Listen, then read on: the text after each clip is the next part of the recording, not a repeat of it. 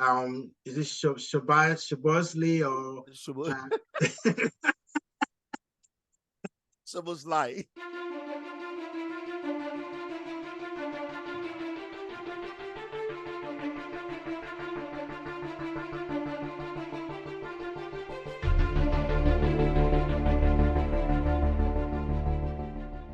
After the little business of the international break, we're back to the bread and butter of club football. Welcome to Game On, that show that brings you everything you need to know about the happenings, the excitement, the drama, the controversies, everything that makes the Premier League the most exciting league in the world. It's your one-stop shop for the English Premier League. On Saturday, I beg your pardon, Manchester City will be at home to Liverpool, one of the games that have defined the Premier League season in recent history.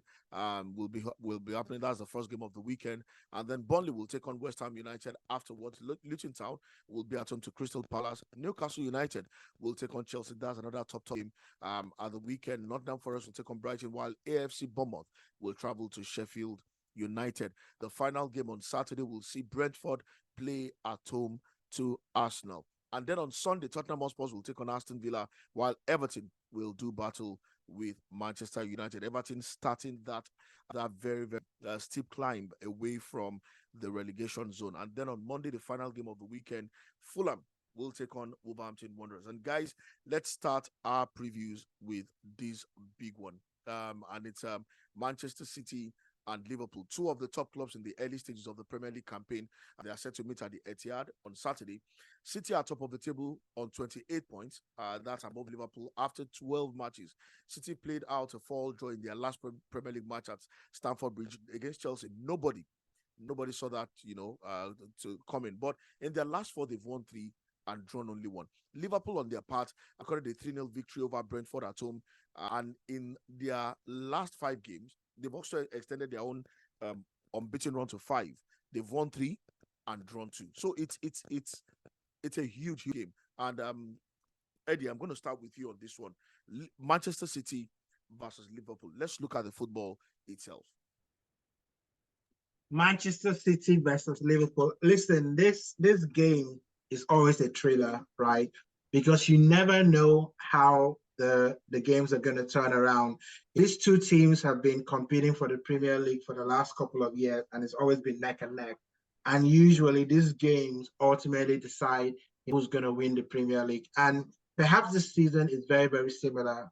Liverpool are only 1 point away from the top of the league. So I'm expecting fireworks. I think Liverpool are coming into this game with very decent form, right?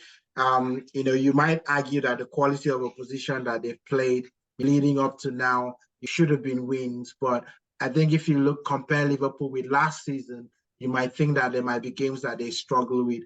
But typically, in the teams that they've played, you would have expected Liverpool to win against those teams. So now this is going to be their really big test, right? Because they've not had that many, this season in terms of real quality opposition. So against Manchester City is going to be a good benchmark to know whether this Liverpool are really back in terms of form and performance, or they were just bullying all the small teams that they've been playing. It seems like, that midfield with, I can't even pronounce his name, the new guy that they brought in to work in there with McAllister. Is it Shabosley or Soboslai. Saboslai.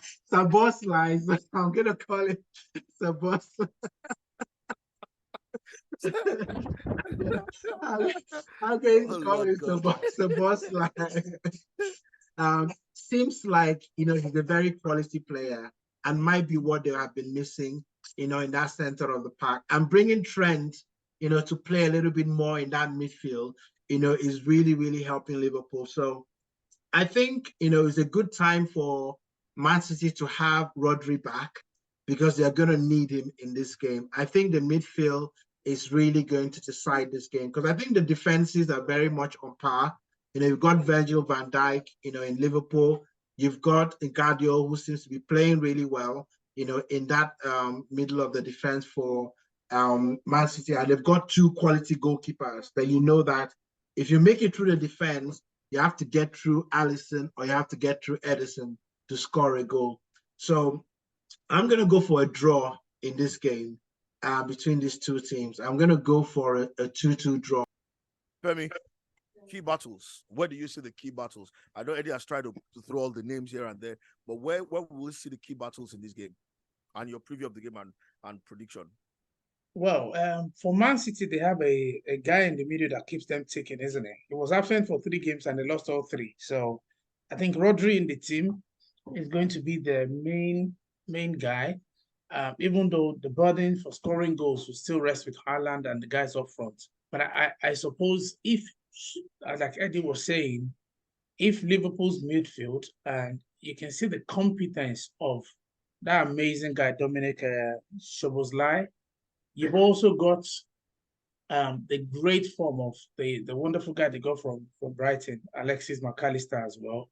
Those 2 guys have come in. They've done. I mean, they've been absolute revelations for Liverpool, and that's why they're close to the top of the table. Really, that's why they're in second place. Otherwise, if your midfield is not functioning, you're not going to be able to win games, are you?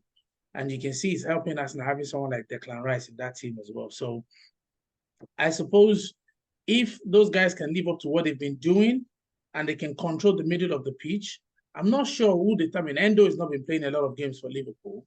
So I suppose the job will lie with those two boys, McAllister and Szoboszlai. Sometimes the manager puts in some other player just to show it up. But going forward, Salah does know what to do with Liverpool, with Man City. So I am very interested in how Josko Vardiol would perform against Salah. I think that's going to be a key battle because the guy, he's not been a left back by trade. He was one of the best centre backs, if not the best centre back in the Bundesliga last season and for Croatia. Suddenly, just like with Nathan Ake, his manager has shifted him to the left and he's always in control of things. He's supporting going forward and defensively he's rock solid. So I'm just wondering what's going to happen when he meets Salah. And that's another key battle for me. Salah is the one that does the job. And if Josko Gvardiol can really keep him quiet, the biggest battle I think will be in the middle.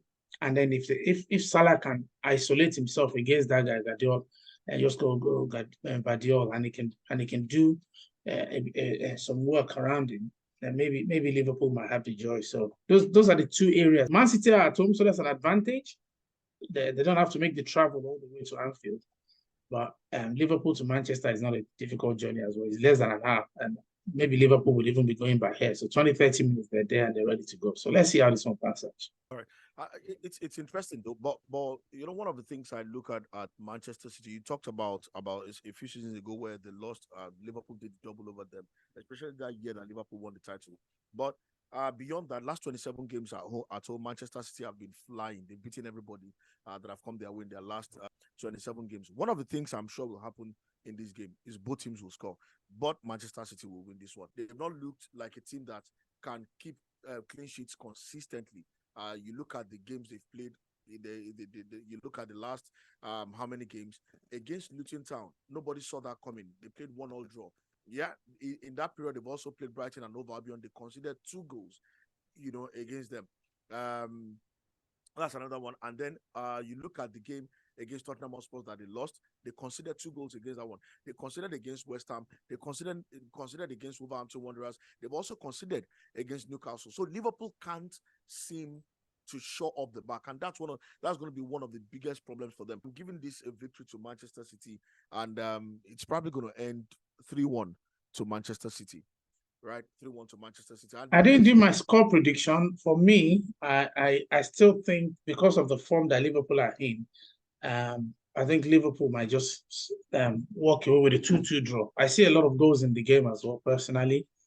I think Liverpool might get a 2-2 draw there. They're very capable this season, Liverpool. So, and they've got a great goalkeeper, just like Man City. So, the only problem is with the left back. Robertson not there. Tsimikas is not covered himself in glory, but hopefully that should not be enough for City to totally wrest the game away from them. So 2-2.